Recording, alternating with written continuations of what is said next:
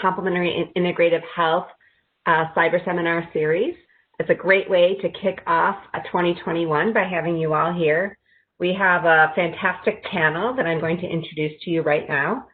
Dr. Stephanie Taylor is a medical sociologist and director of the VA Complementary and Integrative Health Evaluation Center, which is funded by the Office of Patient-Centered Care and also QUERI, which is the VA's arm of Implementation Science Quality Enhancement Research Initiative. She's also the Associate Director of the VA Greater Los Angeles Health Services Research and Development Center of Innovation and Adjunct Professor at UCLA. Dr. Taylor was awarded the VA Health System Impact Award for the work she's been doing for the past 5 years with CIHEC. Then we also have Dr. Steve Zeliadt, who is a health economist and a co-director of CIHEC with Dr. Taylor. He is also a core investigator at VA Puget Sound. He's the acting director, or maybe now he's back to being associate director of the Health Services Research and Development Seattle-Denver Center of Innovation, and he's a research professor of health services at the University of Washington. Dr. Zeliadt is a past awardee of VA's Best Research Paper Award for his work on lung cancer screening. And we also have Dr. Hannah Gelman, who is a research scientist in the Seattle-Denver COIN. And the full name of that COIN, by the way, is the HSR&D Center of Innovation for Veteran-Centered and Value-Driven Care. Hannah, Dr. Gelman, came to the VA as a VA National Cancer Institute Big Data Scientist Training Enhancement Program postdoctoral fellow. And in her time at the VA has worked on a range of projects evaluating program implementation, utilization, and effectiveness related to non-pharmacological approaches to pain treatment. We are thrilled to have her as a highly valued member of our CIHEC team. And then finally, last but not least, we have Allison Whitehead of the VA's Integrative Health Coordinating Center. She is the national director of that program, which is out of the Office of Patient-Centered Care in central office. She's a public health practitioner, and she will help us link today's talk to current VA policies and practices. And she'll provide a commentary at the end of today's presentation before we begin our Q&A session. We are always grateful to have Allison's participation in and support of our CIHEC work and of these cyber seminars. So thank you to all of our presenters. We're really looking forward to your presentation, and I'm now going to turn this over to Dr. Taylor. Thanks, Ronnie, and thanks, Maria, for hosting us. And I should start by saying Ronnie, Dr. Elwey, was the original CIHEC co-director. So Ronnie, Steve, and I have been working together with Allison Whitehead and the Office of Patient-Centered Care for years. And so this is just one more of many projects that we've all done together. So as Maria noted, this is the Compendium on the Use of Integrative Health Therapies and Chiropractic Care, and it's the first volume, so we're super excited to announce it. It's focusing on the use of integrative health therapies and the characteristics of those users, and we're focusing on fiscal years 2017 to 2019. So it's hot off the presses. Let's see if I can forward the slides. Let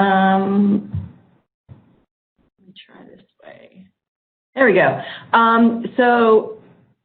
As I mentioned, the project that this was done under was called the Data Nexus project, and it's part of our larger CIHEC center, and there's more information on it.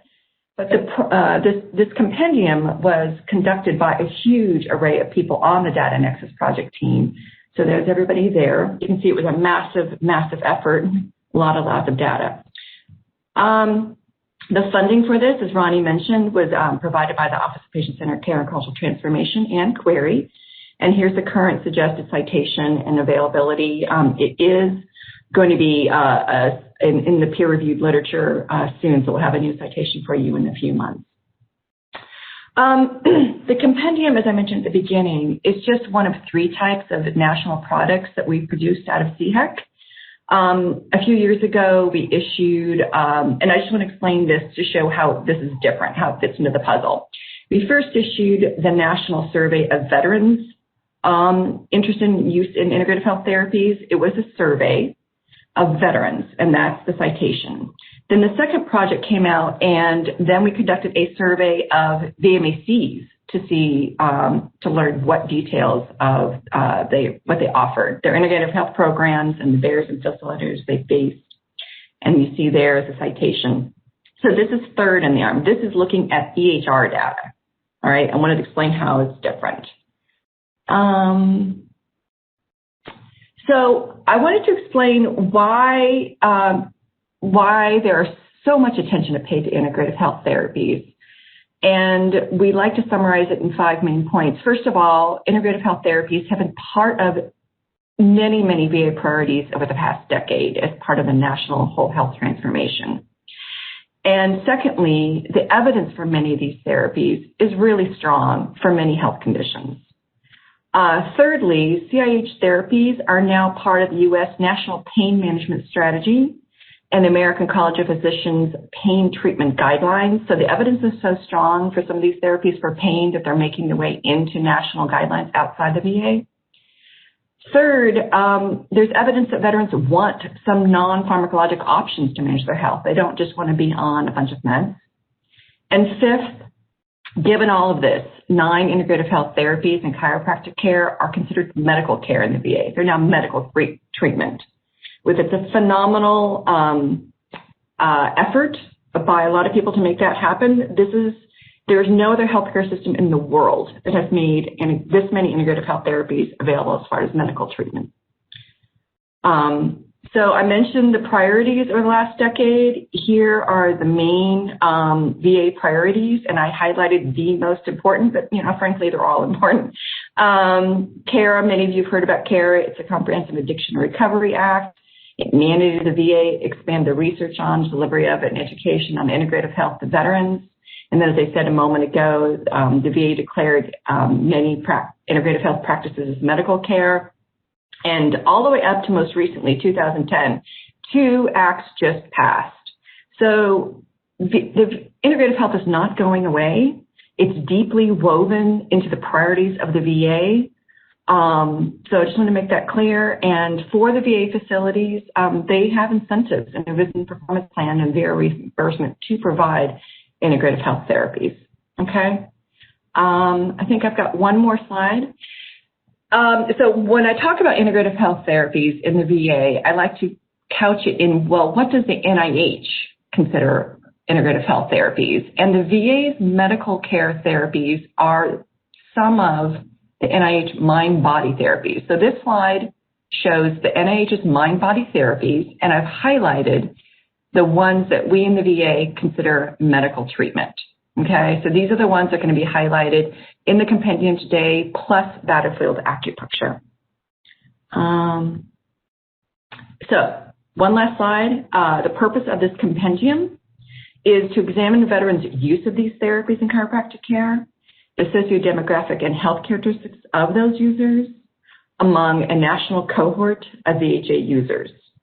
We used VA national data in electronic medical records, but also community-based claims. And again, here are the 10 therapies that we focused on, all the medical care treatment plus battlefield acupuncture. And I think this is just the organization of the compendium. We first provide, so this is what's going to be in the talk today. Dr. Gelman is going to walk you through first the national trends in integrative health therapy utilization, then the patterns, first by VISN, the geographic trends, then by the sociodemographic characteristics, then by health conditions. And then Dr. Steve Zeliadt is going to talk about community-based CIH therapies, because not all CIH therapies are given, obviously, in the VA. Some are delivered by community-based providers. And with that, I will turn it over to Dr. Hannah Gelman. Let's see. Should have made you a presenter now. Yeah, I am. Can you guys hear me? Yes. Awesome. All right. Well, thanks so much. Thanks, everybody, for being here. I'm excited to present this work that we've been doing over the last year. And so I just wanted to start out sort of laying out some of the methodological approaches that we took to building the compendium. So as Stephanie said, the goal here was to provide a national snapshot of use of complementary and integrative health therapies across the VA and we built on techniques that we had developed as a team on multiple prior projects to sort of try to build up a pipeline that would make sense going forward. And so the first key part of this method is that first we define a user cohort. So basically, who are we looking for complementary and integrative health utilization among? And so we include veteran users in the national DHA cohort if they have any primary care, mental health, or pain clinic visit in the fiscal year. And we identify those using stop codes. And just a sort of minor point, but people might have questions about this. Many veterans will have more than one visit per fiscal year, and so we use the last visit in the fiscal year as a reference, so just sort of to assign them a date and to assign them a facility. We calculate all those user demographics that we'll talk about later with respect to that reference visit, and we assign clinical diagnoses calculated also with respect to the reference visit, usually with a 1-year look back, though some are a little bit more complicated than that. And then utilization, we're looking at outpatient CIH and chiropractic care utilization, as Stephanie mentioned, using EHR data from all DHA facilities and also PIT claims for the community-based care. And the use categories are determined by utilization within the fiscal year. So those are sort of all the bins that we're putting people in. And so one thing that I just wanted to mention is that coding of these therapies is a little bit challenging, though it seems like it's getting less challenging every day. But the reason that it's challenging is that lots of the techniques that we use to capture utilization of other medical services don't work for all of these therapies. So, for example, there's limited structured coding available. So, for example, CPT codes. So many of these services we can't identify using a CPT code, or there's a more general CPT code that doesn't tell us specifically what therapy was provided in an encounter. The VA has lots of alternative coding methods available, but these can take time to establish, so setting up new clinics. And they also are not always 100% appropriate for complementary and integrative health therapies because sometimes multiple therapies can be coded in a single encounter, and that's not always that's not always possible to encode using these alternative methods. And then we use unstructured coding, so we look at clinic note titles, clinic names, health factor titles, but as I'm sure everybody knows, those vary significantly across sites, and it can be hard to tell sort of what those mean when you find them associated with an encounter.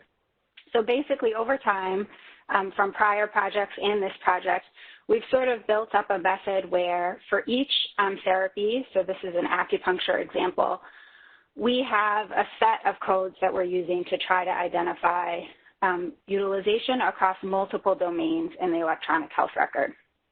And so that those include CPT codes, those include these VA accounting codes, so CHAR4 codes or stop codes for some services.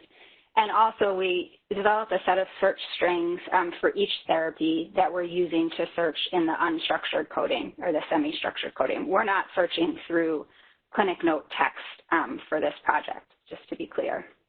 And so for each therapy, we basically have this set of coding guidelines that guide us into how to find therapy, how to find utilization throughout the EHR. And then we combine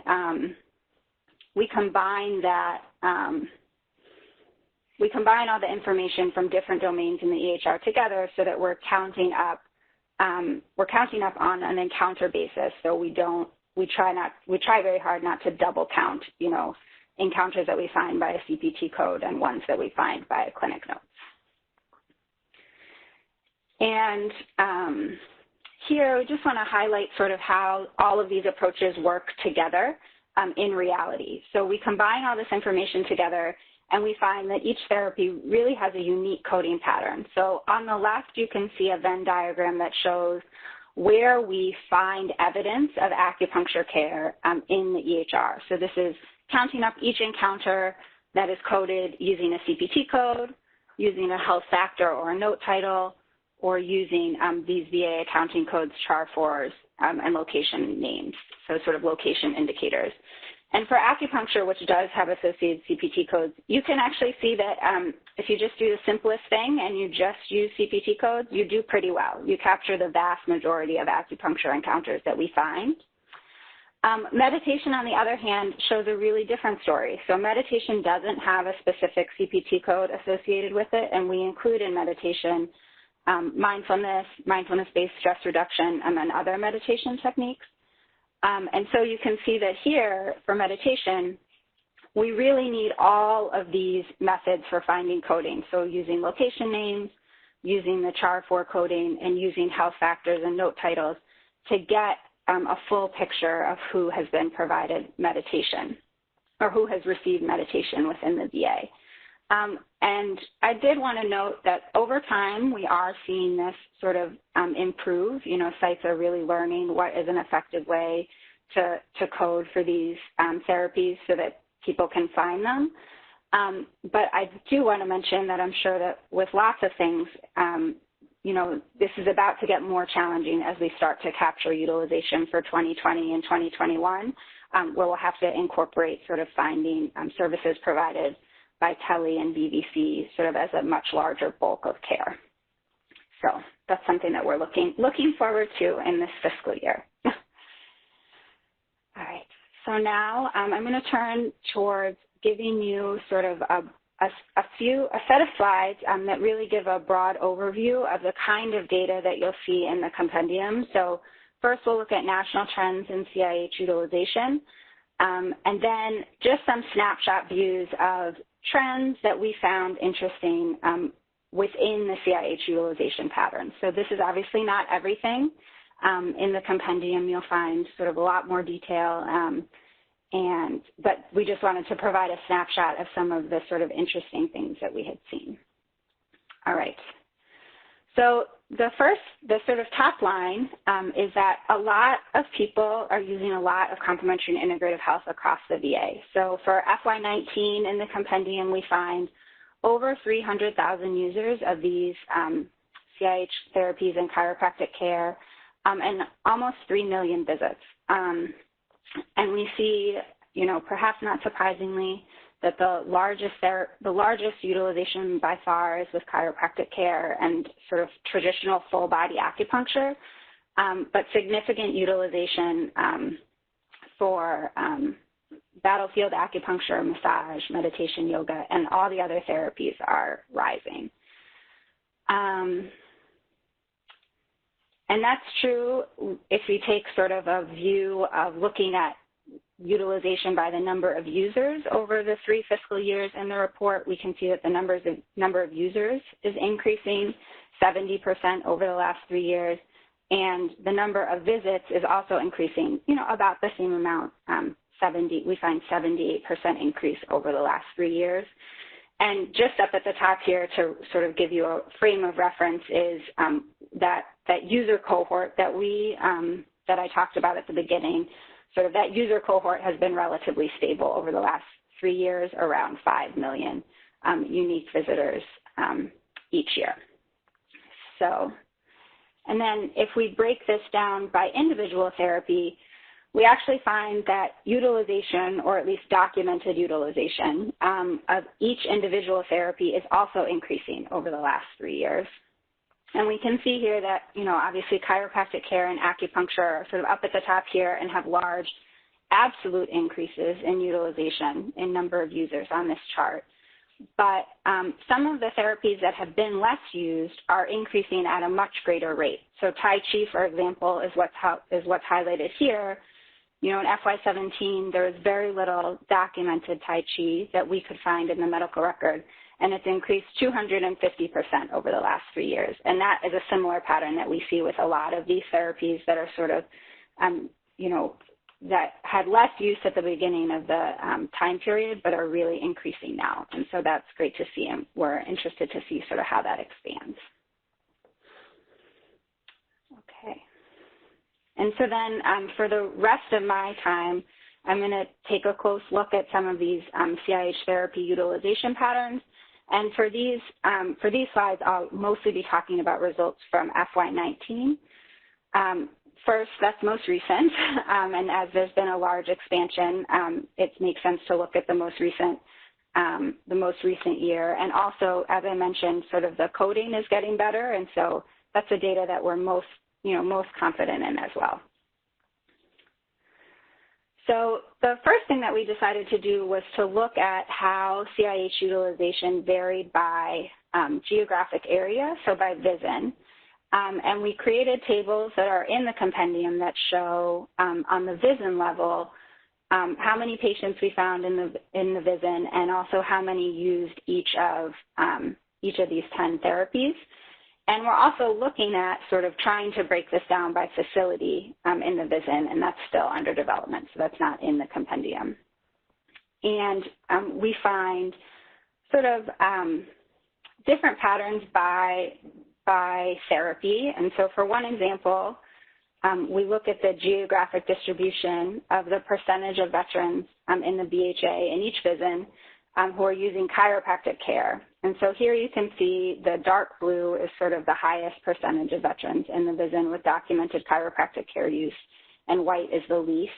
And so you can see VISNs 9, 20, and 21 all have over 4% of veterans using with documented chiropractic care use in FY19.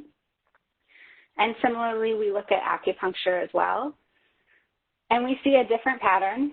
So we see VISNs 21 and 22 with the highest proportion of veterans with documented acupuncture in that fiscal year, and sort of a more diffuse pattern of use across the country as well.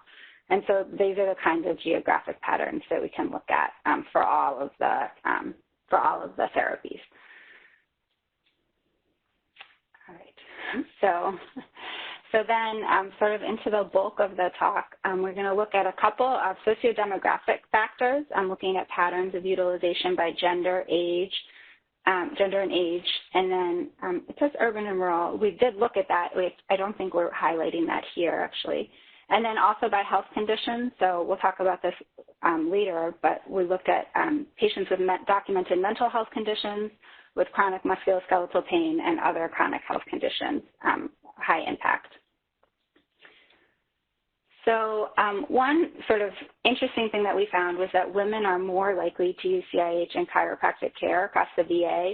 And so we find that women were 9% of VHA users, but 17% of CIH, of any CIH, and also chiropractic care users. And we find that relatively women were most likely to use yoga, making up 26% of yoga users. And so I just want to take a second on this slide to sort of highlight how we're reporting percentages here. So for each of these little snapshots, what we're doing is we're always showing the percent of our group of interest, so men or women, what percent they make up of the user population. So for the overall VHA user population, 91% of them are men and 9% are women. And then you can see for patients who use any complementary and integrative health therapy in FY19, only 83% are men and 17% are women. And the reason we do this way is because obviously not all of the demographic subgroups within the VA are balanced. And so if we were to just look at the percentage of men or women who were using each therapy, we might not see sort of the same patterns in the same detail that we're able to see when we look at these distributions by use. But it can be a little bit counterintuitive. So I just wanted to highlight that. And then sort of the flip side of the yoga being the sort of therapy that women were relatively most likely to use, men were most likely to use chiropractic care, so making up that 83% of users there. We also find, I think probably not surprisingly, that use varies by age. So we find that younger veterans were more likely than the overall VHA population, and also veterans ages 70 plus, to use CIH and chiropractic care. and least likely to use Tai Chi and Qigong. So you can see that these veterans make up 23% of the VHA population, 44% of chiropractic care users, but only 22% of Tai Chi or Qigong users.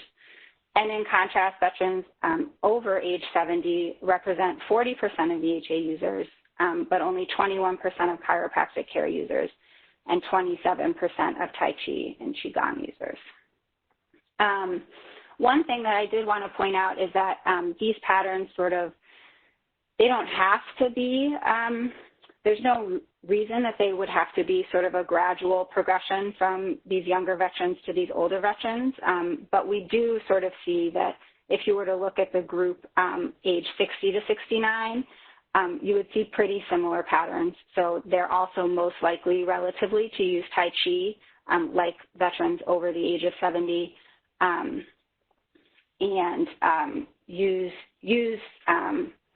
make up 21% of the CIH user population.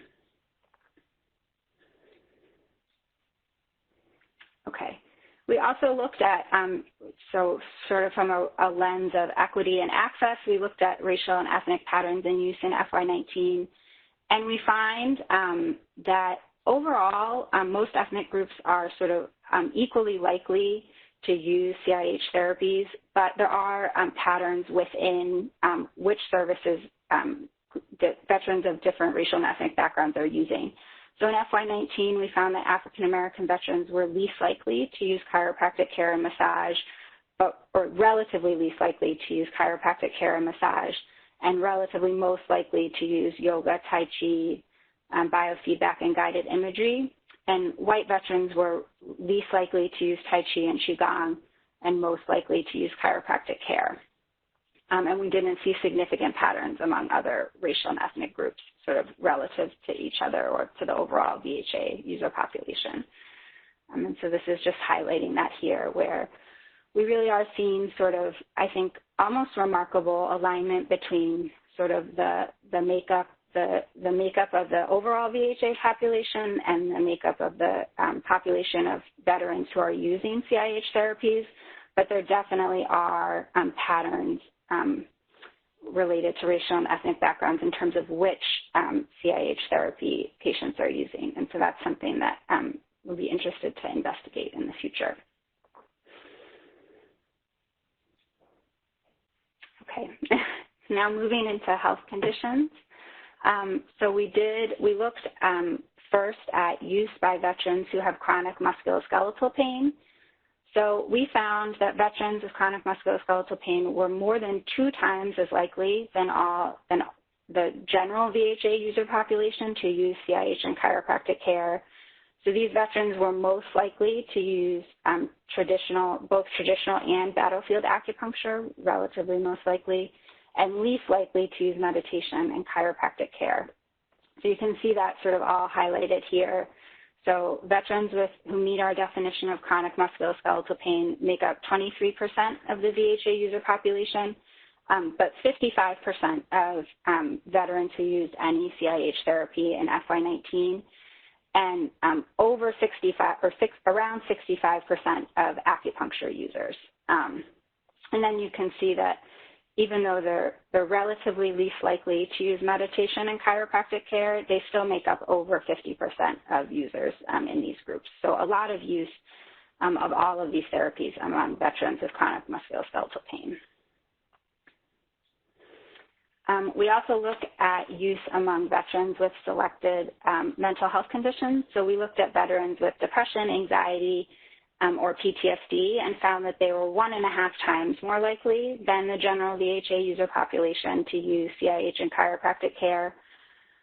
And we found that there were 5 CIH therapies where greater than 70% of users had one of these documented mental health conditions. And so that is yoga and meditation and biofeedback shown here, and then also guided imagery and clinical hypnosis, which didn't fit on the slide. So a lot of use of sort of, I guess, from a non-clinical perspective, sort of services that really do seem like they could be targeted at veterans with some of these mental health conditions. And they are relatively most likely to use yoga, meditation, and biofeedback.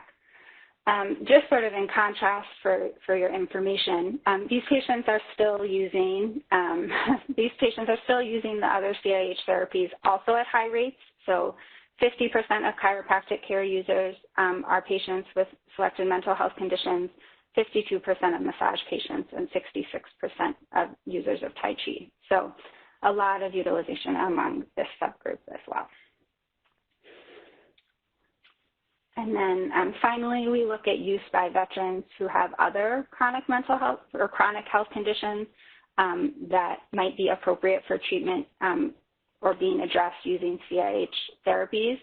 So we find that veterans with obesity were 2 times more likely than the overall VHA population to use Tai Chi and Qigong, yoga, and guided imagery.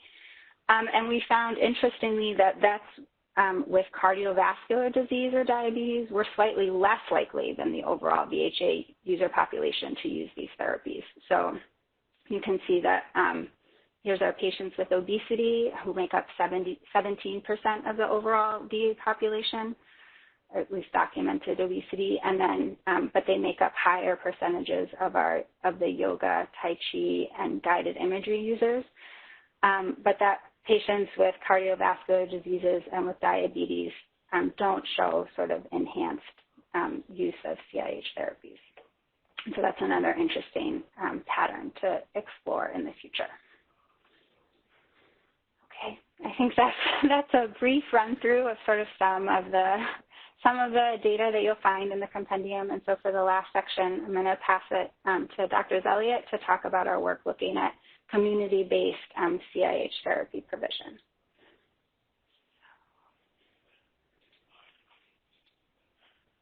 Okay, do I have the slide? I just Yes. passed it to you. Great. Now let's see if I can figure out how to move on. Oh no, I can't figure out. If you just click it, if you click into the presentation, you can use your space bar or an arrow. Okay, there we go.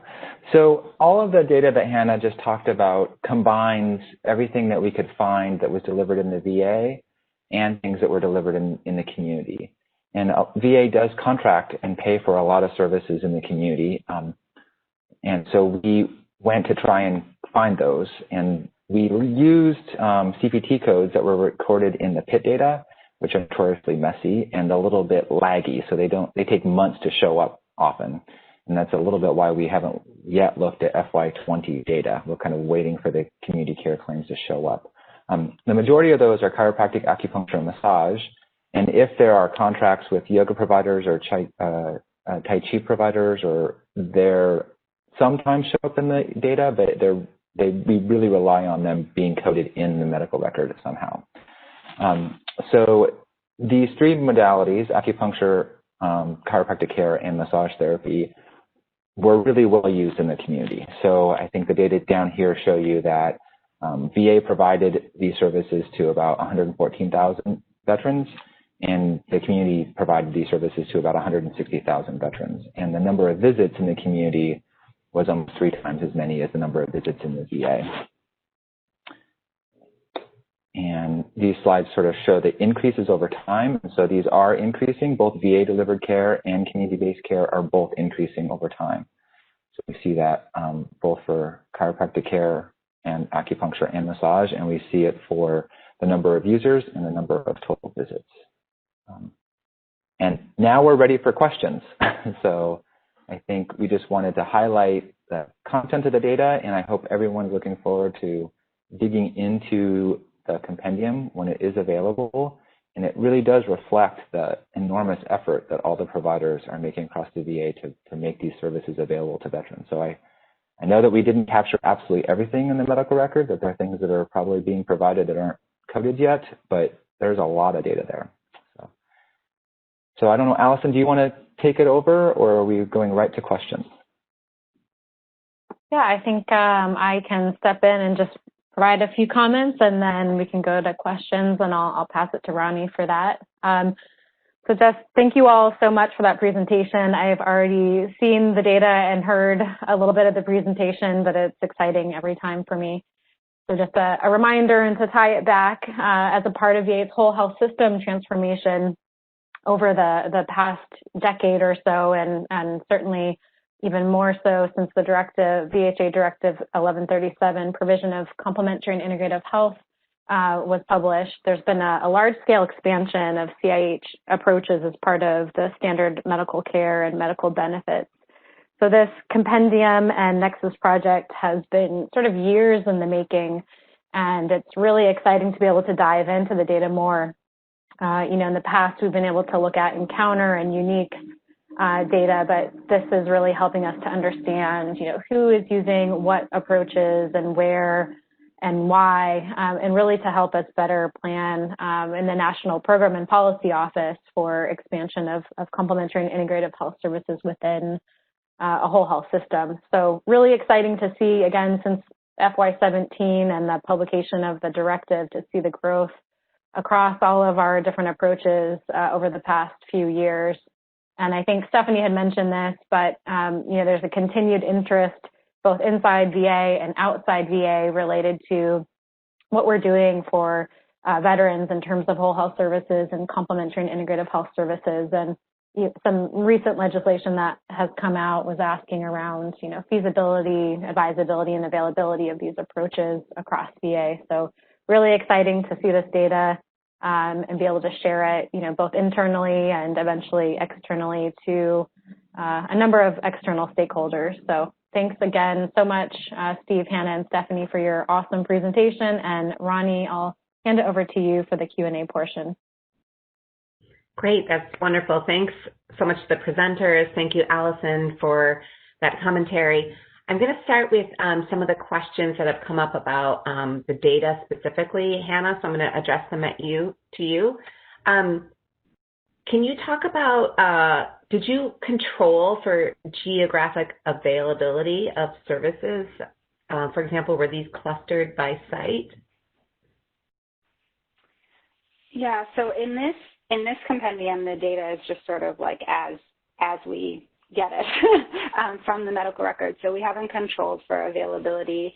The collaborators from CIHEC, led by Steve and Stephanie, last year had a paper that looked at that used an acupuncture availability index to sort of try to adjust for some of the availability, some of the impacts on availability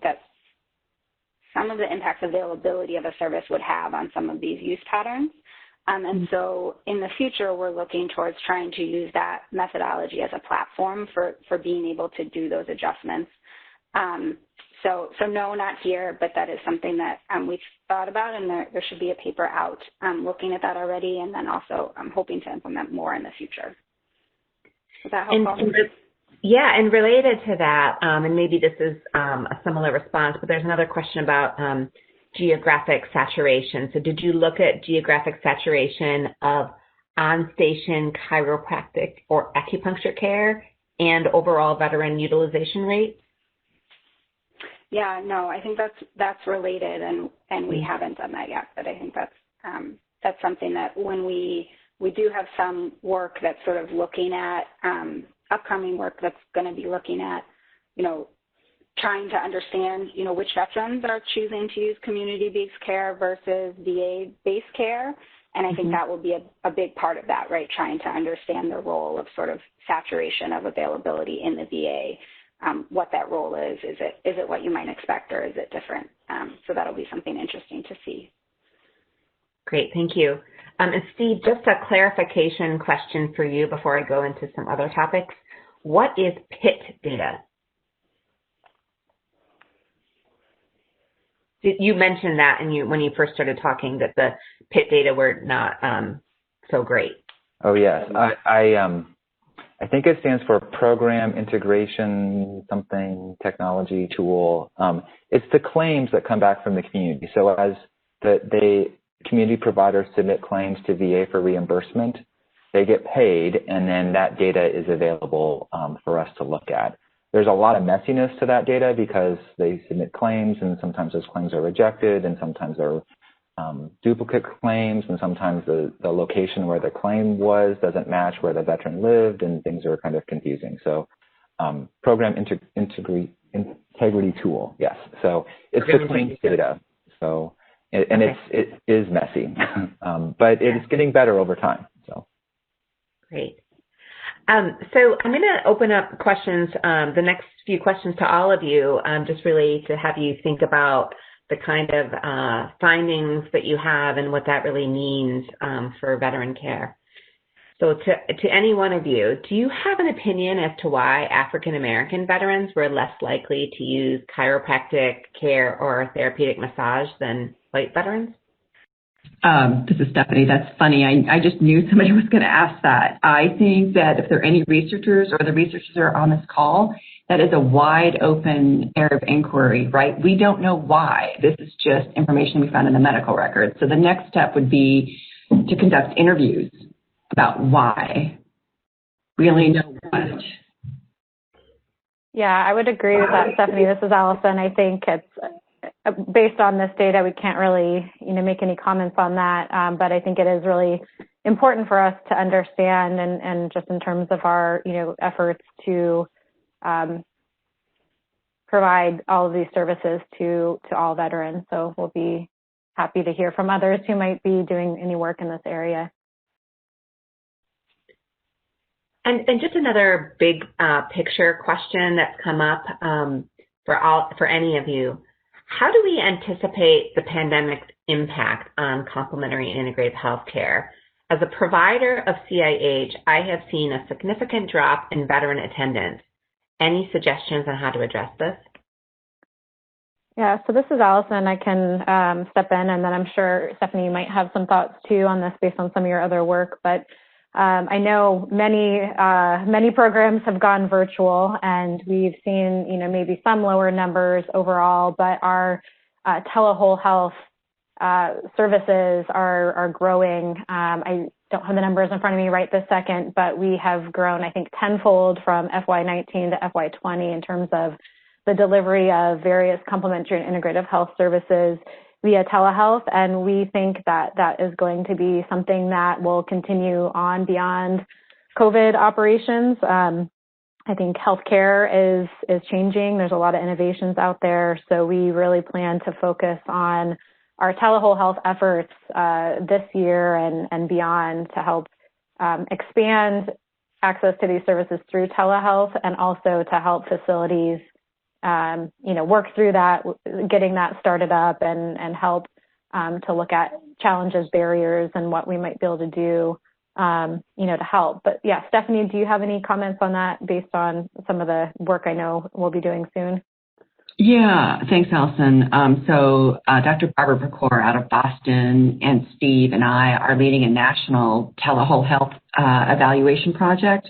It's multi-pronged, so it involves like a huge number of people, maybe 20 people, to explore exactly these questions of what are the facilitators and barriers to setting up a program, what are the issues people are facing, what are the strategies they found that are successfully bringing veterans into these programs, and then also from a veteran perspective, are these things working, do they like them more, less, why? So just a really rich examination. Unfortunately, we can't work fast enough. It's a massive effort. So we won't have results to share with the field for several months, I'm sorry to say. But there's a lot of attention funded by Allison's office to examine exactly this question to help you guys in the field.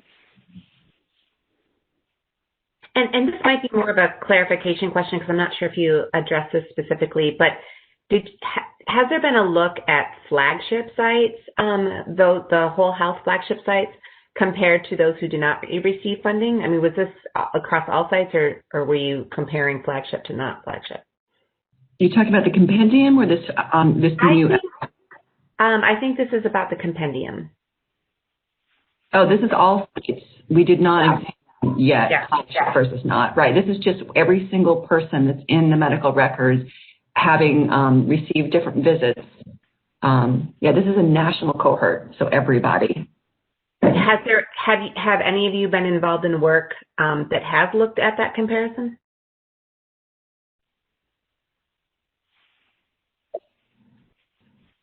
many of us were involved in or all of us, I think, were involved in the whole health flagship evaluation. And so we have sort of looked at the flagship data separately.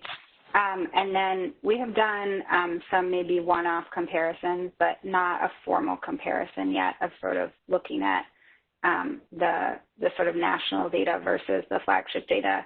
I will say that just from the sort of coding and mechanics side, I think we found fewer differences than we anticipated. So we sort of, from our experience with the flagship sites, expected, expected to see, you know, we watched, as part of that evaluation, we watched the flagship sites really evolve their coding over time. And so I think we thought we might see sort of a lot of that evolution sort of at the beginning of that on the national level. And we really didn't see sort of big differences in coding, at least. And I'm sure that's due to a lot of support from OPCC and CT sort of across the nation, and not just for flagship sites, guiding sort of coding and establishing and supporting. But we haven't done sort of the other side of that yet, a formal sort of comparison of flagship sites versus non-flagship sites. Yeah, and I would say across the board, you know, we tend to look at all facilities because we're wanting all facilities to have, you know, the opportunity to provide these services. And we do see the growth across the board, not just at flagship sites. And, you know, along with what Hannah was saying about, you know, there being support for all sites, we have our field implementation team consultants as well who work very closely with all facilities and helping, you know, to bring them on board with all the different integrative health and whole health programming. Great, thank you.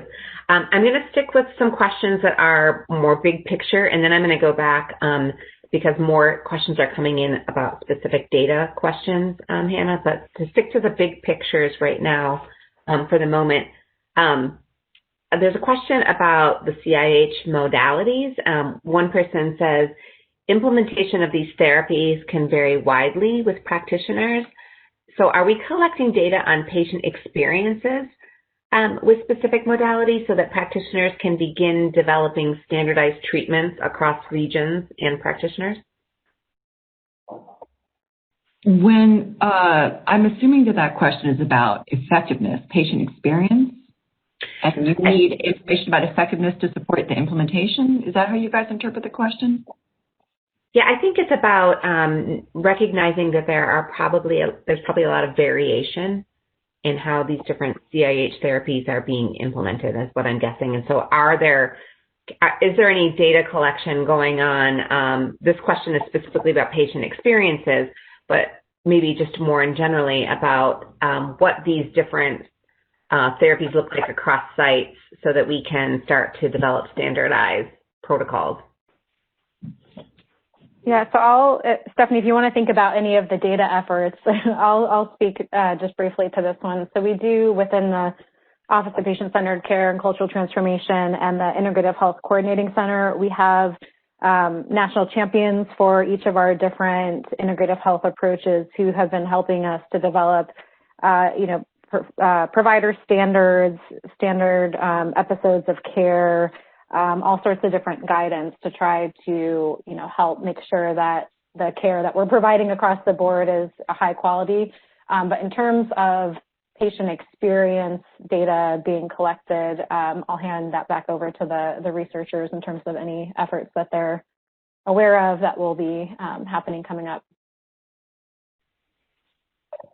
So I apologize. I'm not really sure about the question, so I apologize I'm not answering directly. But Steve and I are leading a national trial of, well, not a national trial, but a huge trial of patient experience with use of integrative health therapies, 18,000 veterans over the next 4 years. So again, I'm sorry to say the results won't be out soon, but if you're talking about how integrative health use is affecting patients, yeah, we're doing that. But Steve, do you have anything else you want to say about? No, I think it is exciting that in partnership with OPCC, starting soon, a national survey company is going to be sending surveys at 4 time points to veterans who are starting 6 different CIHEC modalities that we identify in the VA. So those are chiropractic care, acupuncture, massage, Tai Chi, yoga, and meditation. And so we're hoping to get data at the beginning of their use of those services for new veterans who are starting those and follow them over time to see how they improve pain management as well as other quality of life and well-being outcomes. So that's really exciting, and we will have data on that, but it won't be for a couple of years. So, and as part of the flagship evaluation, there is also some patient survey data about well-being measures about and patients who use telehealth services and CIH services as well. So that data are now available. We just collected them for the flagship sites, and we are beginning to analyze those. And so we will have some data available. I do think this question is something that we sit with a lot. Like yoga at one place might not look like yoga at another place. And so trying to understand that, as Allison said, is and how different delivery modalities impacts outcomes is a very interesting priority for us.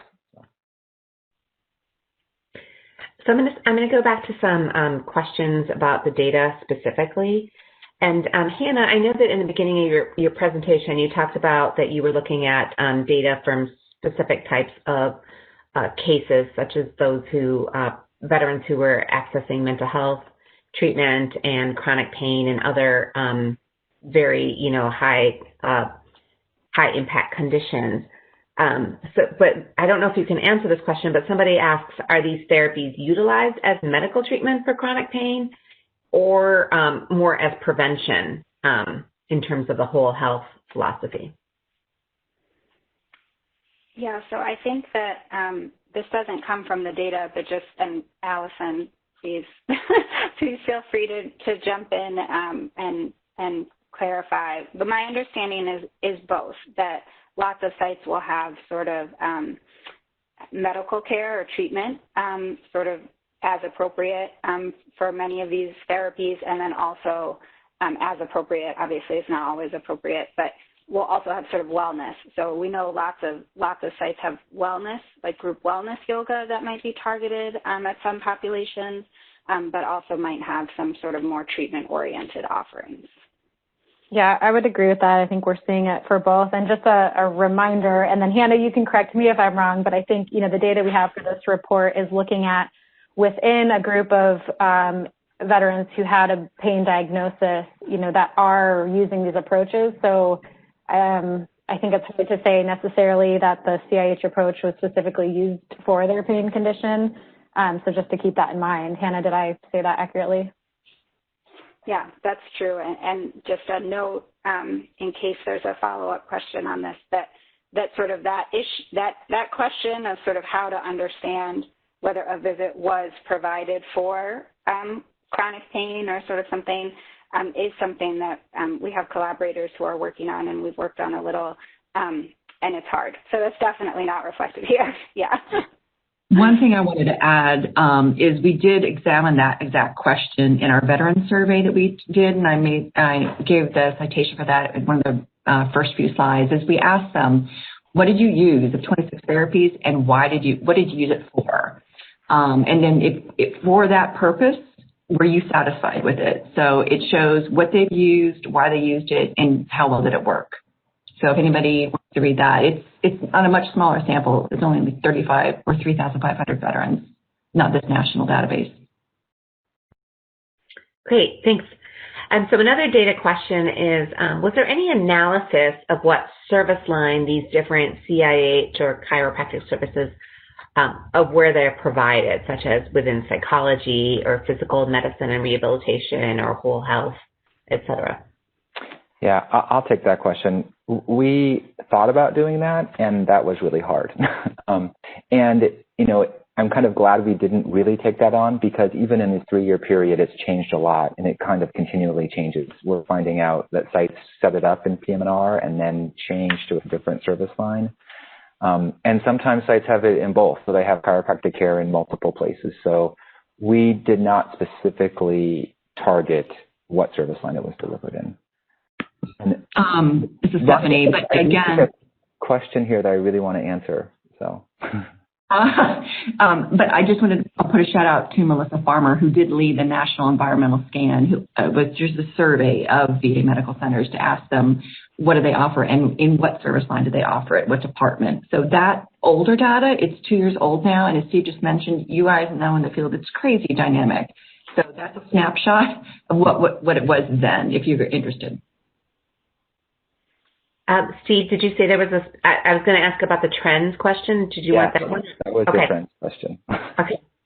So the trends question is, were any trends identified for patients using chiropractic and or acupuncture care and utilization of other services such as emergency department visits, advanced imaging, pain relief procedures, number of pain prescriptions filled, and so forth?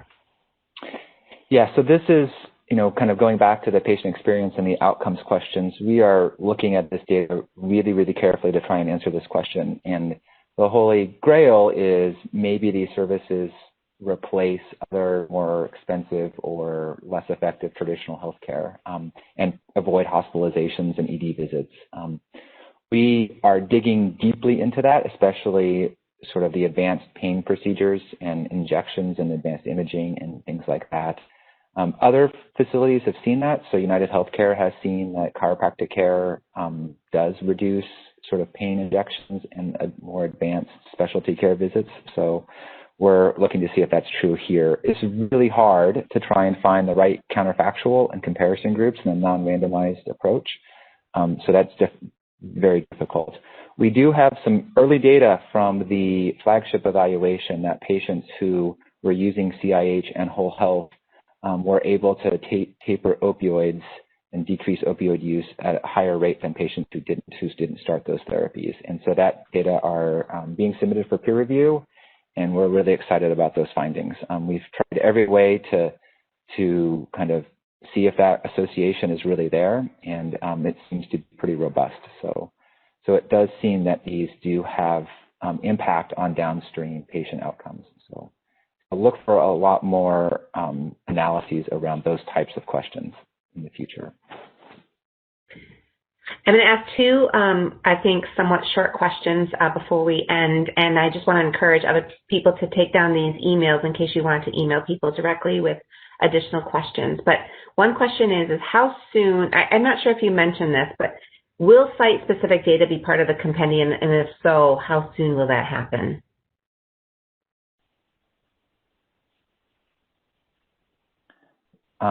That's a good question. One of the challenges for that is breaking out CBOX from the parent medical facilities. And so that we're in the process of doing that and providing that to OPCC and CT. That data are not going to be kind of summarized in the compendium that's being released, but hopefully there's a way that those data might be made available. So I don't know, we'll have to kind of talk with Allison and see what the next steps for that are. Okay. And then the final question I'm going to ask before we thank everyone is a thank you to all of you, but also did you get a chance to actually look at any of the codes for osteopathic manual treatments in the data that you're collecting for the compendium? For somebody provides the CPT code specifically for osteopathic manual treatments, and I'm not sure if that's captured under any of your other data, such as chiropractic care. It's not captured as part of chiropractic care. As part of sort of this overall utilization, we are I'm planning on looking at things like that, including also PT and other PM&R activities to see how CIH interacts. And some of them have a lot of overlap, and some of them have less overlap. So it's a very good question, and it's a challenge for us. So.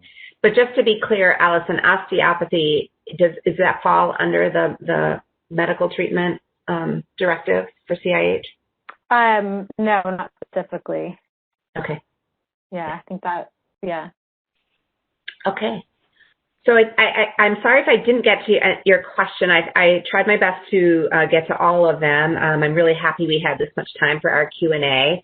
Want to thank our presenters, Drs. Taylor, Zeliadt, and Gelman, for sharing the work that they've been doing. And thank you so much, as always, to Allison Whitehead for being here from the Office of Patient-Centered Care and Cultural Transformation to guide us on this work and just help us think about the next steps. Thank you very much to the CIDER team for organizing these. We have our CIH cyber seminars, if you are new to these, are every other month. So we will have one coming up in March, and that will be focused on therapeutic massage for pain. So we're really looking forward to that and hope you can join us. Look for those announcements in the future. So thank you, everyone, for joining.